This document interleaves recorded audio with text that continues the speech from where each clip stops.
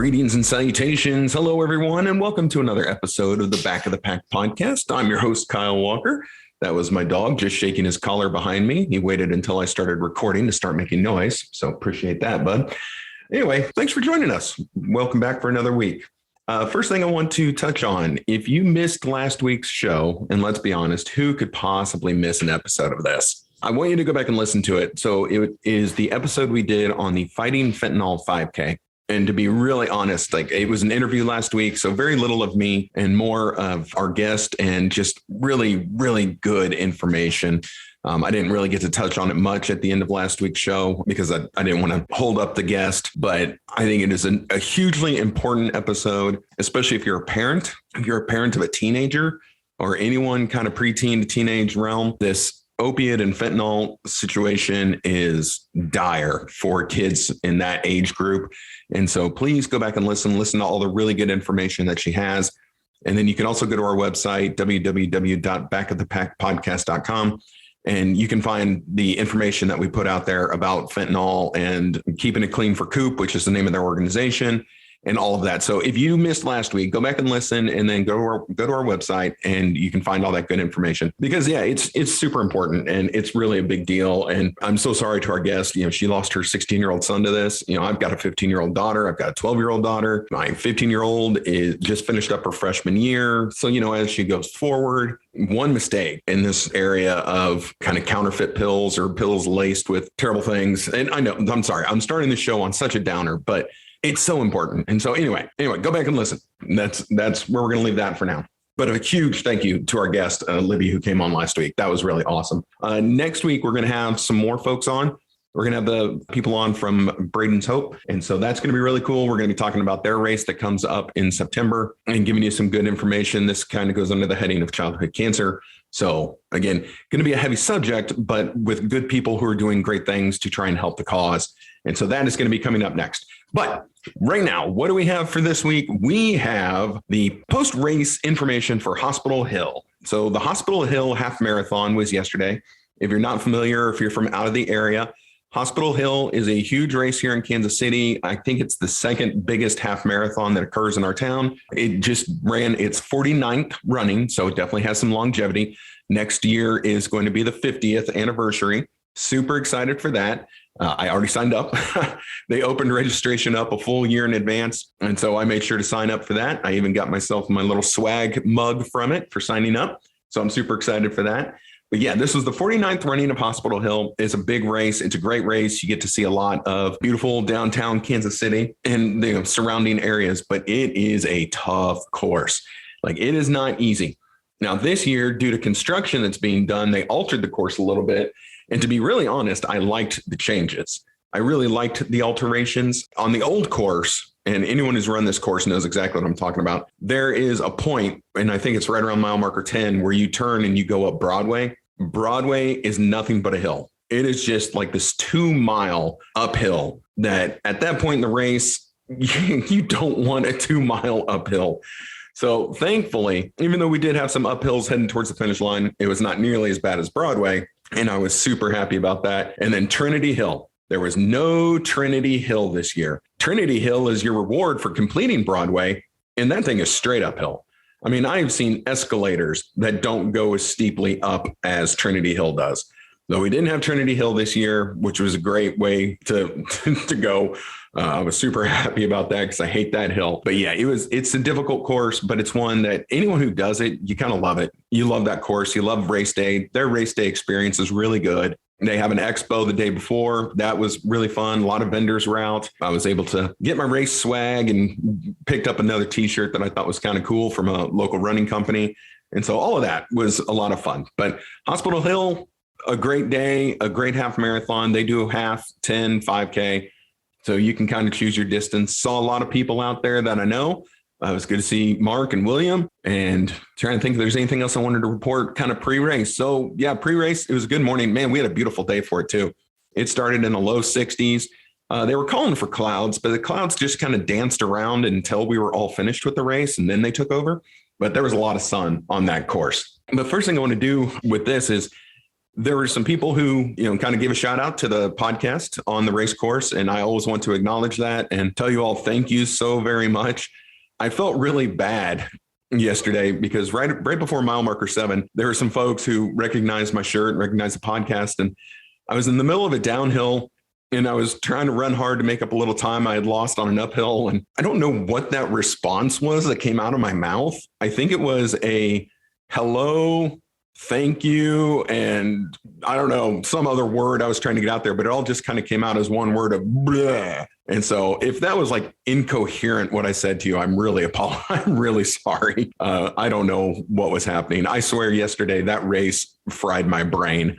I wanted to record the podcast right after the race while all my thoughts were fresh. But honestly, I couldn't form any thoughts yesterday. I was just wiped out. That race was a tough one. But thankfully, much better race for me than running with the cows 3 weeks ago, which if you want to go back and listen to that episode, you can. And you can hear about all my struggles with that race. I'm not going to rehash that all here. But yeah, the cows was bad. This race was much better and far more enjoyable. I really had a great day. It was really awesome. The people during the race and after the race who stopped and said hello, said they liked the podcast. Thank you guys all so much. I really do appreciate it. And, I like to start my episodes with gratitude. So thank you to the guest from last week. Thank you to everyone at Hospital Hill who said hello. I really appreciate it. I see on Facebook and on social media, we're picking up a little bit of steam here, getting some likes, getting some follows. So thank you all very much for that. The best way to help this podcast grow, if it's something you enjoy, I do not ask for any financial support. I ask for likes, comments, and shares. If you guys like, share, and comment on the show, you're doing everything that I need you to do to try and get this puppy going. So thank you all very much. One thing I learned yesterday, and this probably isn't going to be the longest episode we've ever done. It's early on a Sunday morning for me, and I haven't had enough coffee yet. One thing I learned, we talked a few weeks ago about the term hitting the wall. Okay, so you talked about, any runner at any time during any race can hit the walls where you can't breathe, you can't think, you just want to quit, you want to walk away, you just want to be done. And that definitely happens. And yesterday at Hospital Hill, I certainly did not hit the wall. I'll tell you what I did do. I hit my limit. And hitting your limit, I think, is actually okay. And I'd be curious to see if anyone agrees, disagrees. Tell me in the comments if you agree with this or not. I feel like the elite runners, they know their limits. And like, if you're an elite marathon runner, your limit is not 26.2 miles. Your limit is probably far beyond that, but you can run 26.2 and you can be effective at it and you can do it at a high level. And that's great. When we, as more the recreational runners, hit our limit, it means like yesterday, I came to the end of what my physical and mental preparation was equal to, what it was up to. Like, this is where I am in my running and in my training. Again, I'm training for a full marathon in September when I go to Berlin. So when I got to about mile 10 and a half, I hit my limit. So my training thus far has taken me to about 10 and a half miles. Mentally, like, okay, I'm tired. I'm done. We'll finish this race out, of course, but it's not going to be pretty, shall we say, from here on out. And that's the difference. Hitting the wall is where you want to quit, and where you can't go any further, really don't want to. Hitting our limit is we've reached the end of what we're ready for, what we are prepared for, what we are physically able to perform at. And then what I think is so great, and one of the reasons I wanted to do this podcast, and I want to celebrate this, we as quote unquote back at the Packers will hit that limit, but we're not done. We have to keep going. We don't have that reserve like a full marathoner elitist who can run 30 miles. So they run the 26.2 and they're fine at the end. No, we hit our limit during the race and on the course, but we still finish. And again, that's not to take away from these high level runners. You guys are all amazing. Not that you're a high level runner really listening to this show, but you guys are great. But I'm speaking more to the people who 13.1 is difficult for us. Okay, our bodies are not thrilled with going 13.1 miles. Maybe they're done at 10 and a half. Maybe they're done at 9. But we kind of have to suck it up and continue on to finish the race, because we always finish the race. Okay, still to this day, I do not have a single did not finish, a DNF. There are no DNFs to my record, but I can guarantee you out of I think I looked this morning, I've done 203 official races. Out of the 203 official races, there are probably about 200 where I'm like, I'm ready to be done. Okay, maybe not in the 5Ks, but in some of the longer distance races. What am I at? 42, 44 half marathons, somewhere in there. So probably 42 to 44 half marathons. I've thought somewhere on the course, I'm ready to be done. But we finish. We don't quit. We just keep going. And that's what I really like about, the people who are more towards the back. Again, back of the Packers. Not that I'm just trying to say my own show's name over and over again, but I love our resolve. And that's why, like 2 years ago or during the height of the Rona, whenever that was, the Boston Marathon, they finally opened it up for everyone to do a virtual because they had canceled the live event. When I remember there was this big brouhaha that people were mad that, just anyone could sign up and do the virtual Boston. And to the point that people even bought, and I thought this was kind of silly, but I mean, I get it, but it was kind of silly. People bought Boston jackets for that year, and they went on and had it stitched on the back where it said earned. Like, they qualified, so they earned their spot in Boston to try and take away from all the people, myself included, who signed up for the virtual, just so that we could, go out there, do the miles, do the race, on our own terms. But, we actually have the unicorn. We've got the medal. And, maybe you bought a jacket for yourself or a T-shirt. I might have bought both. And so, we didn't get to go to Boston in April. We didn't run on Patriots Day. We didn't have the time to qualify because Boston is a very elitist race. But we still got to kind of have a piece. We got to have a little piece. And people try to take that away with the whole earned thing. And I didn't really care for that at all. But, for people like us who don't always have the qualifying times for Boston or don't always have all the fuel in our tank to be an elite and to get it to the finish line, a lot of times we just have to gut it out. And that's what I like. And I might have bunny trailed a little bit. I apologize. Again, it's early and I wanted to get this to my producer so we could get it released. But yeah, so there's hitting the wall and then there's just hitting your limit. And I found it rather motivational that there were a lot of people. I came across a lot of people on the course yesterday who had hit their limits, but you know what? They were still putting one foot in front of the other, still heading down the road. There were a lot of smiles yesterday, a lot of people talking to each other, probably more than I've seen at other races, where just other runners were talking to each other. And, as you came across someone, you chatted with them for 15 seconds, 20 seconds, checked on people, made sure everyone was all right. The fans were great. Aid stations were great. Like, it was really an enjoyable day. And I think a lot of that kind of falls to the folks like us, to the weekend warriors, the people out chasing bling, the people who just want to test themselves, who aren't ever going to be in the money. We're not ever going to be high on the age list award winners, but we're still out there. We're getting our miles. We're doing our work. And yesterday I thought was really kind of a great day to showcase that. To showcase the recreational runners, as I've said, the people like us. And so I hope I'm relaying my love of yesterday's events correctly. I was at about mile 10 and a half when, I was kind of hitting my limit, and I got bailed out yesterday and was actually pushed to a good time. And I'm going to get to that in a second, but that's a little teaser. What I did want to talk about is I looked up, just to kind of see what people say about hitting your limits. And I found this that I thought was kind of interesting. This is off dosomethingcool.net. Here's just 7 little tips that they talk about, because I like to pass on information that they talk about when you hit your limit. Okay. And so one of the things they say when you hit your limit is you can always take on a little more than you think you can. That's, kind of something we were talking about. Pushing past your limits means taking on newer, progressively harder challenges.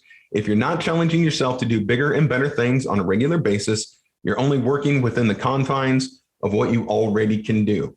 That's a surefire way to stay exactly where you are and to make little or no progress.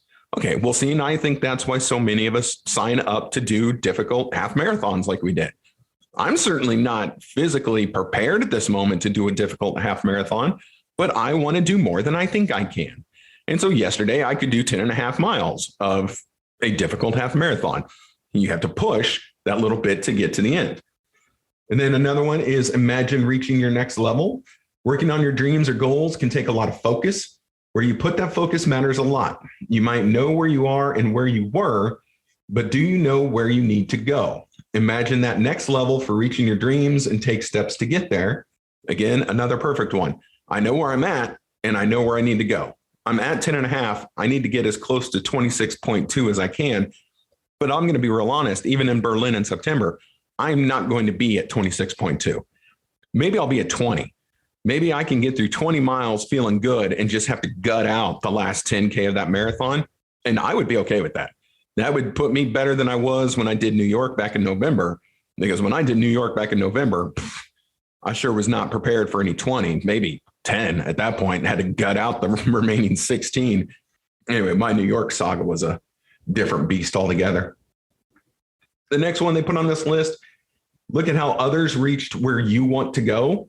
So whatever your goals are, there are probably others who have had them and succeeded in reaching them. Look to them for clues on what they did to push past their limits on the way to success. You'll probably find a lot of great information from examining the path they took.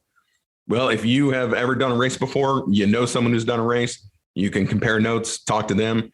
You know, I've learned so much from other runners who are better than me. Yeah, it never hurts to learn from someone who's been there, done that. I say this with all humility, but one of the reasons I wanted to do this podcast is I've been there and I've done that. And if I can impart any wisdom or any experience or any knowledge, or, you know, even passing along all my mistakes, and there's been a great deal, many, if I can do that to another runner to help them out, then super cool. Like, that's really what we're trying to do here. The next one, don't stop until exhaustion. And this guy says, I've been known to push myself so hard that I reach exhaustion. Each time I work out, I try to lift with more weight. I've worked on this blog for endless hours to get the HTML formatting and design the way I want them to be. These tasks exhaust me, but they were completely necessary for me to reach my goals. So this can translate into running. Don't stop until exhaustion, except even if you're exhausted and you've still got 2 miles left. I mean, you as a runner, what are you going to do? You just going to wait for the sweep truck to come get you, or are you going to keep putting one foot in front of the other until you get to the finish line? That's a rhetorical question because I know the answer. If you're anything like me, and I know that you all are, and I'm anything like you, which I am, we're going to keep going. We don't quit. That's what I love about the running community. Man, there aren't quitters out there. There are not quitters on the course. There are faster runners than others, but there are no quitters on that course. I love it. Another one is work on your weaknesses. Where there are weaknesses, there are limits. Think about a marathon runner. Hey, look, they're using us as an example. They won't be able to train very well for a marathon if they can't find a good running stride or have bad nutrition. These are big areas of weakness that just makes training harder. Without correction, your weaknesses will limit how far you can take yourself. I agree with that completely. And we all have weaknesses. Let's be real honest. Every single one of us as a runner, as a human being, we all have our weaknesses that we have to overcome. For me, nutrition is certainly one.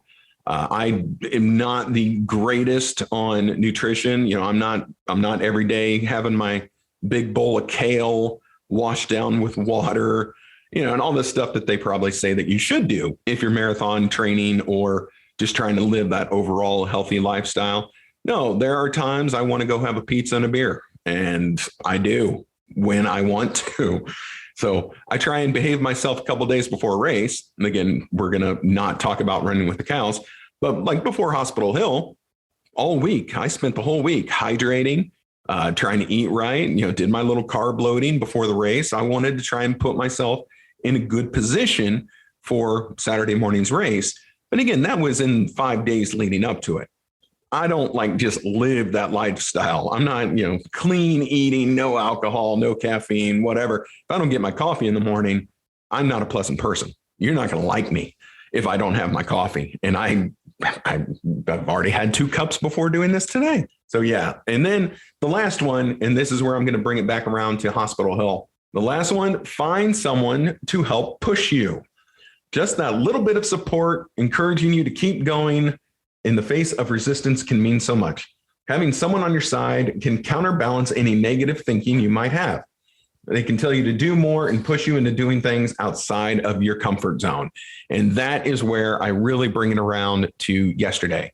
So at mile 10 and a half, where I was actively in that moment, having the conversation of, you know what, I'm good. You know, I could just kind of saunter in the rest of the race, the last 2.5 miles. Yeah, no big deal.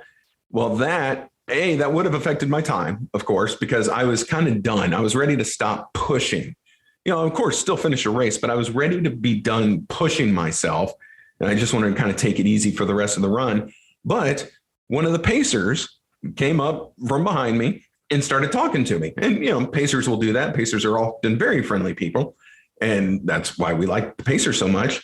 She just was chit-chatting. She didn't have anyone with her. She was the second of a pacer. If you've been at the race, there's always two pacers, kind of the lead pacer and then the one that brings up the rear. Well, she was bringing up the rear from the 255 group, and she didn't have anyone running with her. So she started talking to me. I started talking to her, and sneaky pacer that she is, her watch went off. She's like, "Hey, will you run with me?" I should have seen it. She was actually trying to motivate me. Sneaky.